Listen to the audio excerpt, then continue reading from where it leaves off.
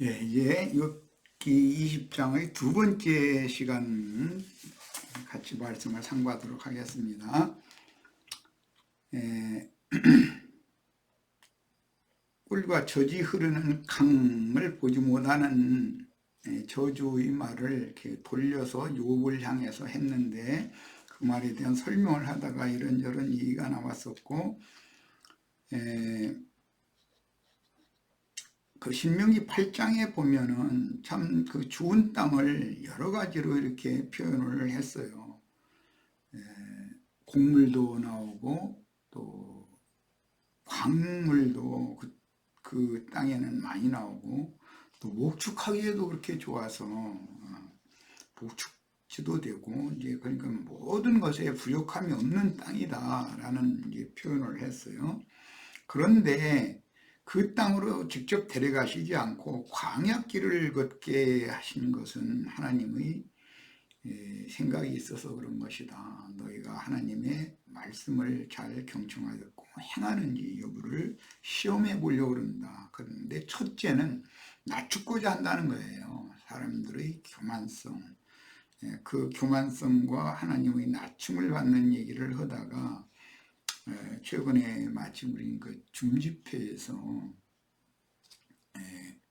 가이오스를 그 사도 요한을 통해서 성령께서 축복한 말씀이 나오는데 범사에 잘 되는 이야기 또 강건한 이야기 이제 이런 이야기가 축복의 말씀에 나와 있죠. 그런데 오순절파 뭐 운동한다는 사람들 치고 그 요한 3서에 나오는 말씀을 너무 크게 오해해서 육적으로 풀이를 해버리는 거죠. 그게 다 이제 성경은 없고 육에 속한 사람들이기 때문에 생각이 거기밖에 미치질 못하는 거예요. 그래서 이제 우리 형제들 중에서도 이제 이런저런 이제 서로의 의견이 분분한데 하나님의 사람, 즉 하나님의 인도를 받는 사람은 당연히 의의 말씀을 경험시키는 광야길을 걷게 하기 때문에 거기에서 당하는 그 모든 문제들이 다 그게 하나님의 사람에게는 범사예요. 그런 것들을 다 무던히 견뎌내고 이겨내고 무사히 통과해서 하나님의 인도에 교만한 자가 낮춰져 가지고 순종이 배워져서 궁극적으로는 하나님의 그 군사로 쓰임을 받게 되는 모든 과정에 의해 범사가 잘 되는 것입니다. 하나님의 사람에게는. 그런데 하나님의 사람이라도 영은 거듭났는데 혼이 온전케 되어진 즉 청년 이상으로 자라지 않은 어린아이 신자들, 즉 육신에 있는 자들이다. 고린도전서에서는 그랬는데 그런 사람들이 또 생각하는 범사라는 것은 영적으로도 잘 되고 육적으로도 잘 되고 두 면을 생각을 하는 거예요. 그러다 보니까 그 사람들은 우선을 어디에다 주느냐? 육신적인 모든 일들이 잘 되는 것에 우선을 두는 거예요. 그리고 그 혼이 잘 되는 것에 대해서는 관심이 없어요. 이건 어린아이 신자라는 반증이죠. 그 다음에 믿는 사람인데 뭐 불신자라는 건 뭐 말할 것도 없이 땅의 일, 육일만 생각하니까 세상사가 잘 되는 것이 뭐 그 범사죠. 범사가 잘 되는 거죠. 그건 그렇고 사탄의 사자라고 하는 마귀의 사람 이거는 육신의 일이 잘 되는 건 기본이에요. 그 사람들이 생각은 세상 사람과 똑같기 때문에 사고가. 그 다음에 그들은 영적인 일을 한다 해가면서 교회에서 으뜸되는 것이 범사가 잘 되는 거예요. 교회에서 으뜸되면 뭐 재물이나 사람으로부터 영광을 얻는 것이나 이런 범사는 뭐 자동적으로 잘 되게 돼 있기 때문에 그들의 사고를 잘 생각을 해보시기를 바라요. 우리들과는 무엇이 다른가 이런 걸 생각해 보시는 계기가 되기를 바랍니다. 사람마다 범사가 잘 된다고 하는 것이 다를 수 있다는 걸 지금 말씀드렸어요. 자, 욥과 함께 살아계신 구속자를 믿는 자들이 받을 성령이 곧 젖과 뿔이 흐르는 기업의 땅을 적시는 생명수의 강인데, 생명수의 강 물을 마시기까지 간주한 땅인 광야를 걷게 하시는 것, 그 자체도 출애굽을 한 사람들에게는 그게 다 범사가 잘 되는 것이다 라는 걸 잘 생각하시기를 바라요. 광야에서 뭐 갑자기 막 불이 넉넉한 소돔처럼 어떤 그 평지를 만나고 농사하기에 좋은 땅을 만나고 그렇게 될 일은 없잖아요. 그것은 하나의 시험 과정이기 때문에 그런 시험 과정도 다 주를 믿는 사람에게는 필연적으로 걷지 하는 거예요. 뭐 예를 들자면 아브라함의 믿음의 자체를 따르는 자들의 길이기 때문에 아브라함에게 영광의 하나님이 나타나셨고, 그 영광의 하나님이 말씀하시기를 너는 너희 본토 친척 아비의 집을 떠나서 내가 네게 지시하는 땅으로 가라. 그리하면 네가 보의 근원이 되게 해주겠다. 이렇게 말씀을 하시니까 그때 아브라함이 그 말씀을 어떻게 해석했는가? 아, 가나안 땅이라는 데를 가면은 내가 이거 하란성에서보다 훨씬 잘된, 육신적으로 잘 된다는 뜻이다. 이렇게 받아들인 거예요. 그랬는데 말씀 따라서 가나안 땅에 왔더니 웬걸 하란성에 차라리 있는 게 훨씬 난 이제 그런 모진 이제 고생길로 이제 접어든 거예요. 그래가지고 첫 번째 기근을 보내가지고 생계가 막막하게 만들어 버리셨어요.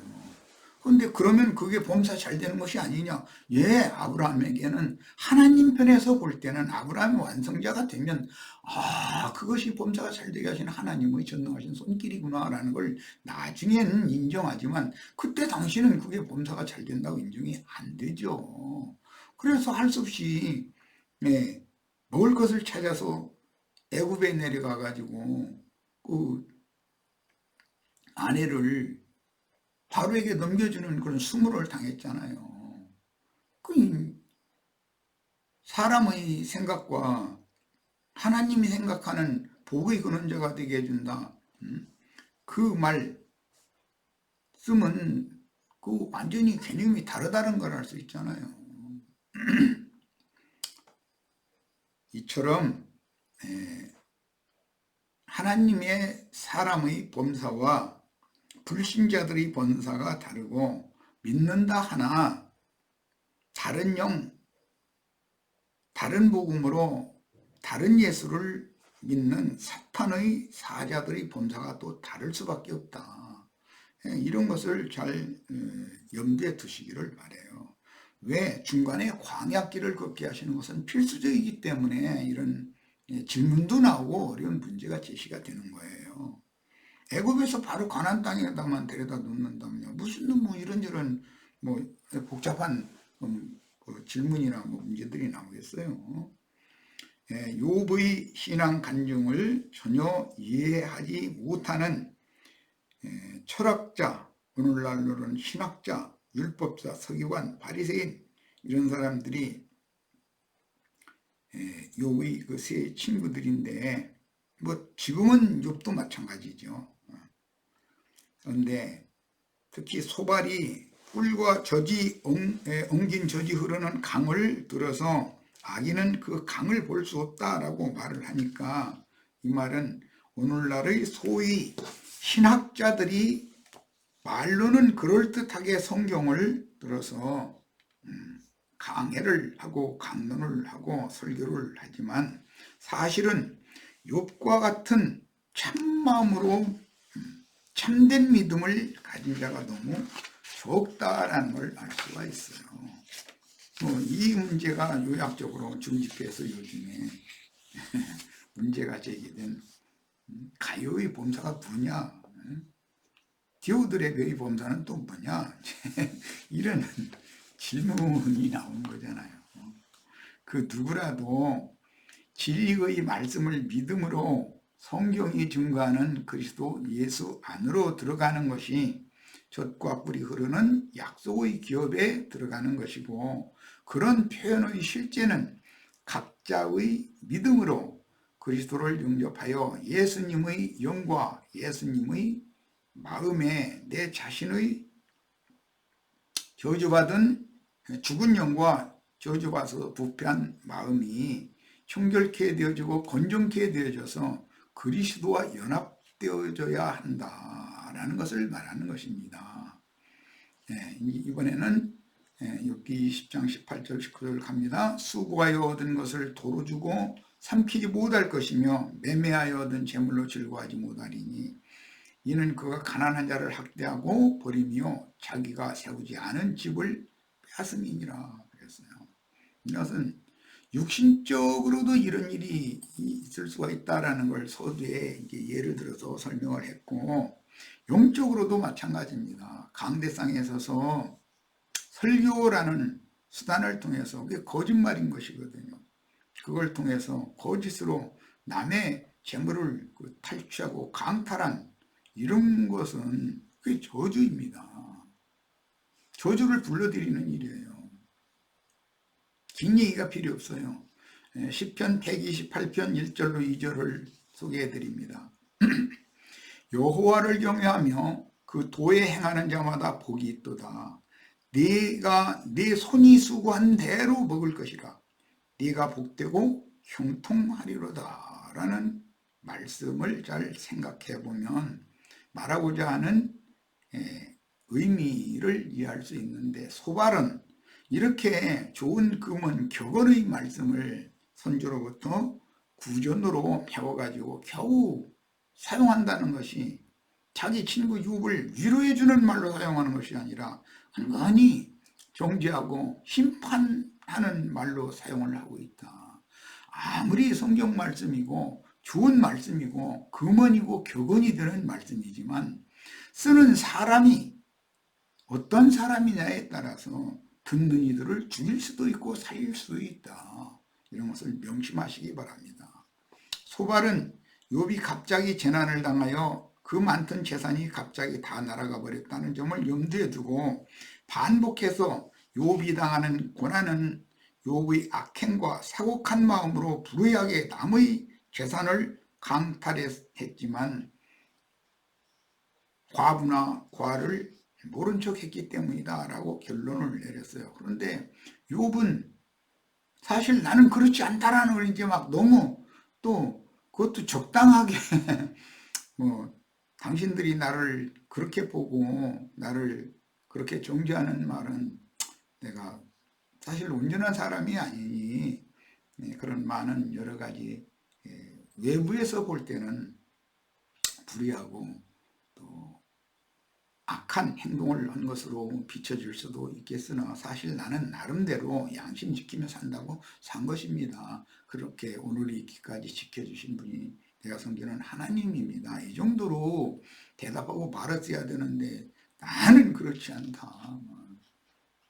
과부가 있으면 내가 공수로 내가 꼴 뚫려 보내는 적이 없고, 헐벗은 사람을 보면 내가 옷을 입혀주고, 먹을 것이 없는 고아를 보면 난 반드시 먹을 것을 주고, 막 이래가면서 자기가 막 신의 위치를 그냥 신의 자리를 그냥 차지해버리는 거예요. 그러니까 이제 하나님이 욥이 다른 친구들이 하는 말보다 훨씬 의롭다는 걸 왜 모르시겠어요?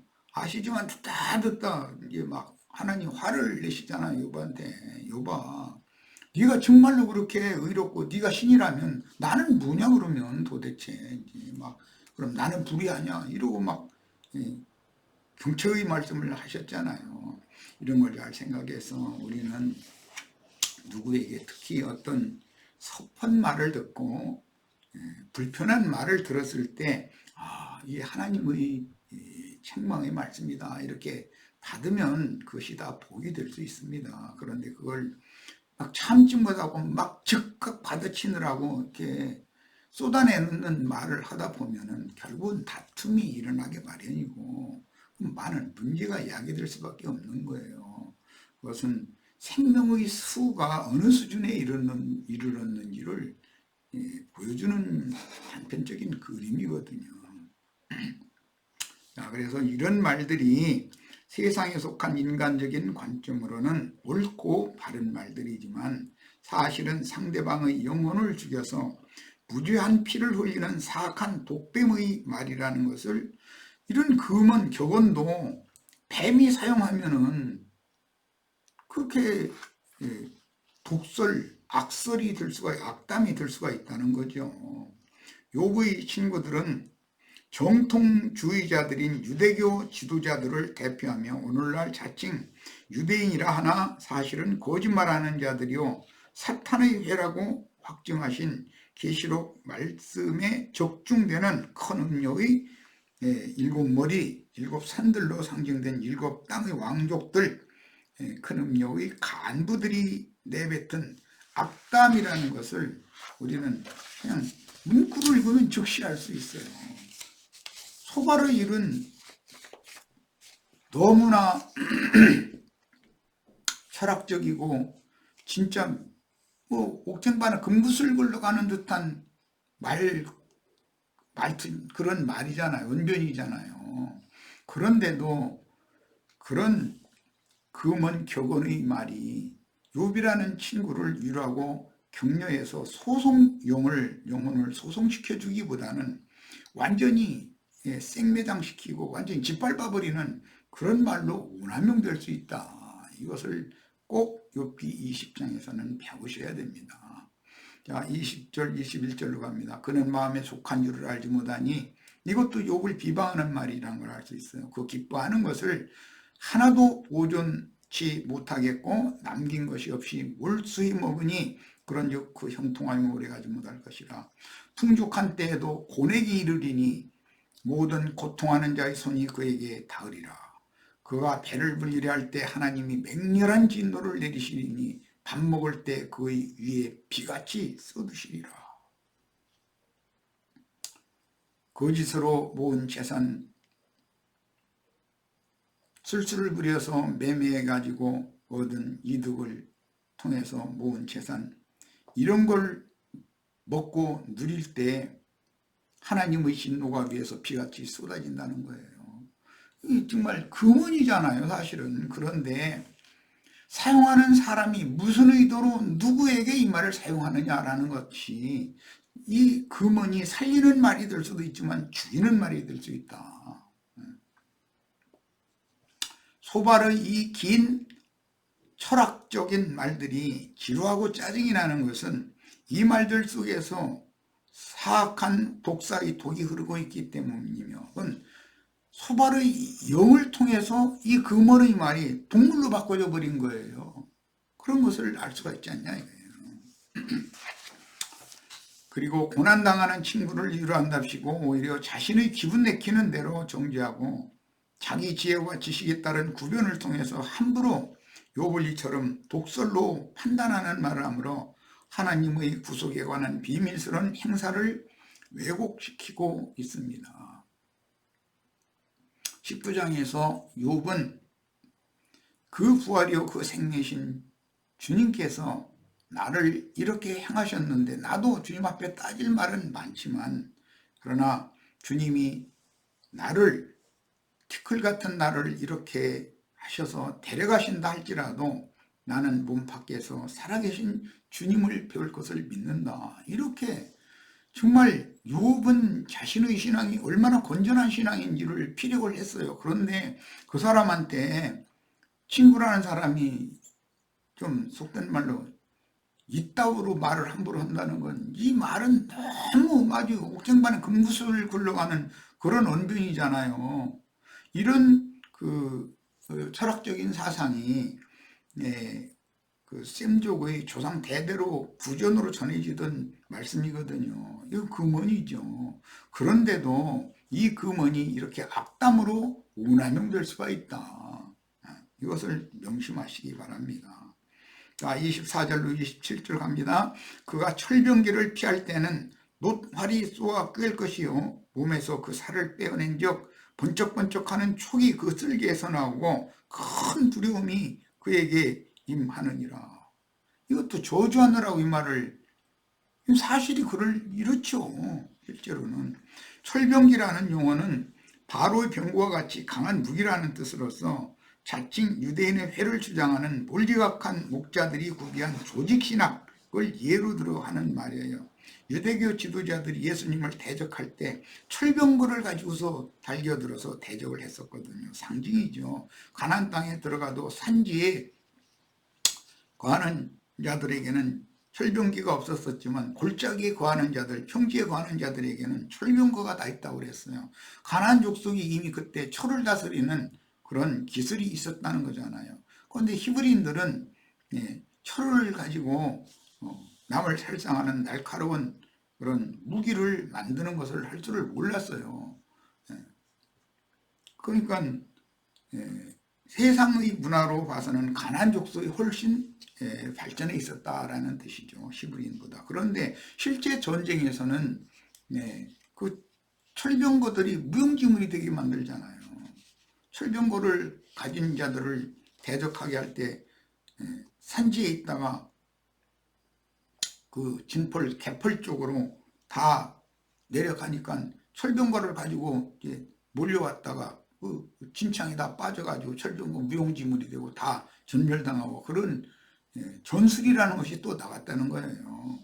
이 하나님의 지혜는 사람이 당할 수가 없는 거죠. 인간의 두뇌로 무슨 날카로운 어떤 창칼을 만들어서 그걸 무기를 가지고 있다 해가지고 그게 다 되는 것 같고, 오늘 김정은인가 뭐 이 사람도 참 어리석은 사람이, 난 생각할수록 왜 저럴까, 사람이 생각이 거기까지밖에 못 미칠까. 그 많은 돈 들여서 옥수수, 무슨 밀 이런 거 그냥 나무 들어가는 감자, 고구마 이런 게 나무 들어가는 나라에 헐값으로 그냥 좀 사가지고 백성들 배불리 먹이고, 그런 데다가 써야지 무슨 쌀다리 없는 짓을 저렇게 할까. 나는 너무 웃긴다고 생각해요. 그런데 그 사람들은 그렇게 해야 살아남는다고 또 생각하니, 내가 당신들이 이렇게 미련하냐고, 그 생각이 이렇게 짧으냐고 그렇게만 그 사람들이 들을 것 같아요. 이게 서로가 생각의 차이, 견해 차이인 건데 하늘문을 딱 막아놔두면은 안 돼요. 하나님이 돌보시면 핵무기 안 가지고 있어도 보존이 되고, 오늘날 스위스가 무슨 핵무기가 있습니까? 그 나라를 누가, 어느 나라가 그 군대를 동원해서 침략합니까? 우리는 인간사에서도 보면 알잖아요. 모든 캄캄한 것이 그의 보물을 위하여 쌓이고 사람이 피우지 않는 불이 그를 멸하며 그 장막에 남은 것을 사르리라. 하늘이 그의 죄악을 드러낼 것이요 땅이 일어나 그를 칠 것인즉 그 가상이 패하여 하나님이 진노하시는 날에 흘러가리니 이는 악인이 하나님께 받은 분깃이요 하나님이 그에게 정하신 산업이니라. 참 금은의 말만 그냥 아주 그냥 너무나 미사여구를 쏟아내놓는 거예요. 그런데 이 금언의 말이 고통당하고 있는 욥을 살리는 말이 아니라 욥을 죽이는 말로 사용되고 있다는 건 우리는 그냥 읽으면 금방 알 수 있잖아요. 이런 말을 통해서 우리는 정말로 믿는 이들이 주님 앞에서 남을 정죄하고 판단하는 말에 익숙해 있고 길들여진 상태로 이 생을 떠나면 안 된다. 생명의 말을 할 줄 알아야 된다. 어떤 사람의 그 말을 들어보면, 말이나 글을 읽어보고 그 말을 들어보면 그 사람의 생명의 수가 어디까지 이르렀는지를 알 수가 있는 거예요. 이렇게 정말 이건 무슨 철부지라고 할 수도 없고 나름으로는 굉장히 똑똑한 사람들인데, 이렇게 좋은 금원의 말씀을 이렇게 가서 사용해서야 되겠어요? 28절로 29절 갑니다. 그 가산이 패하여 하나님의 진노하시는 날에 흘러가리니 이는 악인이 하나님께 받을 분깃이요 하나님이 그에게 정하신 산업이다. 이 결론을, 이달락의 결론을 이렇게 내렸어요. 인간 세상의 철학 논리로 욥을 정죄하는 말을 마무리하는 소발의 독이 가득한 정죄의 말인데, 겉으로 읽으면 소발이 매우 유식하고 언변이 탁월한 세상 교계의 많은 종교인들, 유명한 종교인들에 대한 전형이다라는 걸 알 수가 있습니다. 소발의 유창한 언변을 통해서 증거된 이 모든 말들은 참으로 사용하는 사람에 따라서 금은임에도 불구하고 가치 없고 허탄한 말이다. 그의 말들이 얼핏 듣기에는 유식한 말이지만 또 고상한 말이지만 사실은 소발의 말 속에 흐르는 영이 그가 하나님과 인간 관계에 대하여 너무도 무지한 짐승이라는 것을 스스로 지금 드러내주고 있다. 이 금언의 말을 이런 데다 이런 식으로 사용해서야 되겠는가 이 말이에요. 욥을 정죄하려고 하는 이 모든 말들이 자기 자신을 향하는 말임에도 본인은 지금 모르고 있는 거예요. 욥이 이 말을 받아들이지 않으면 자기에게로 되돌아가는 거예요. 왜 이런 거를 몰라 사람이. 나름으로 동방의 유명한 자요, 철학자요, 족장이라는 사람이 입에서 이 귀한 금언의 말씀이 이렇게 내뱉어진다는 것은 그 영의 문제다 이게. 우리는 욥의 신앙과 소발을 포함하는 욥의 친구들 뭐 빌닷이나 엘리바스나 이런 사람들의 헛된 믿음을 잘 비교 분석할 줄 아는 냉철하고 예리한 분별력을 가져야겠습니다. 물론 지금 욥은 신앙인이었지만 너무 막 울분을 이렇게 즉각적으로 이렇게 대척하는 말들을 너무 많이 하다 보니까 말이 많으면 실수를 하게 돼 있는 거예요.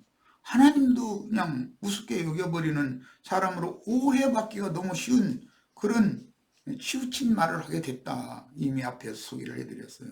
이렇게 되면 이것은 어떤 수준의 이런 하나님이 요구하시는 수준에 이른 사람이 말이 아니죠. 이거는 무슨 철부지도 아니고 애기도 아니고.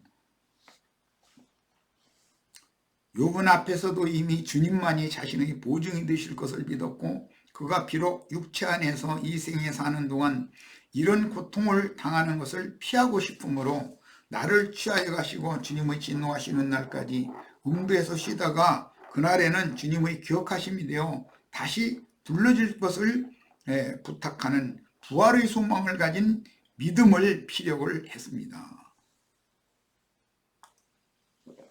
욥의 이런 믿음 고백이라는 것은 참 굉장한 거죠. 그때 당시에 벌써. 그는 자신의 구속자는 살아계신 하나님이심을 믿었고 자신의 이름이 어린 양의 생명책에 영원히 기록되기를 소망했으며 구속자가 땅 위에 서는 그날에 자신도 주와 함께 부활하여 주의 얼굴을 맞대고 볼 것을 분명하게 고백했습니다. 욥의 친구들은 욥의 이런 믿음을 전혀 이해할 수가 없었으므로 인간적인 세상의 철학 논리로 욥을 공박하기에만 다급했고 나름의 지식으로 인하여 욥의 말을 차분히 안정된 심정으로 들어보려고 하지도 않았고 자신의 말을 하고 싶어서 안달을 내다가 이렇게 끼어들어 가지고 한다는 말이 아주 유식하고 유창한 언변을 동원해서 금언의 말을 다 인용해서 하고 있지만 이게 죽이는 독이 가득한 말을 쏟아내고 있다.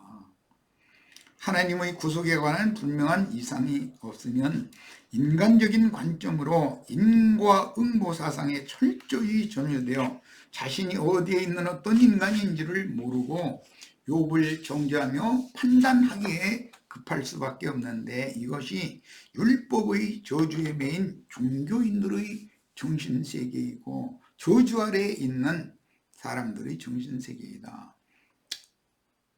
하늘에 저주가 내리면 하늘이 돌과 같이 되고 땅에 저주가 내리면 땅이 모래먼지만 날리는 마른 땅이 된다고 그랬어요.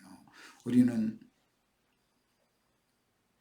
고기와 같이 부드러운 마음, 새 영과 새 마음이 임하여 하늘의 이슬과 땅의 기름짐을 신이 내리는 복으로 받는 축복된 형제 자매들이 다 되고 교회의 지체들은 모두가 다 이런 복을 다 받아서 주님께서 우리에게 주시겠다고 약속하신 젖과 꿀이 흐르는 가나안 땅, 생명으로 풍요를 누리고 영원토록 목마름도 배고픔도 없는 정말 영생의 땅으로 인도를 받는 축복이 우리 형제 자매님들 모두에게 임하시기를 바랍니다. 이렇게 해서 마칩니다.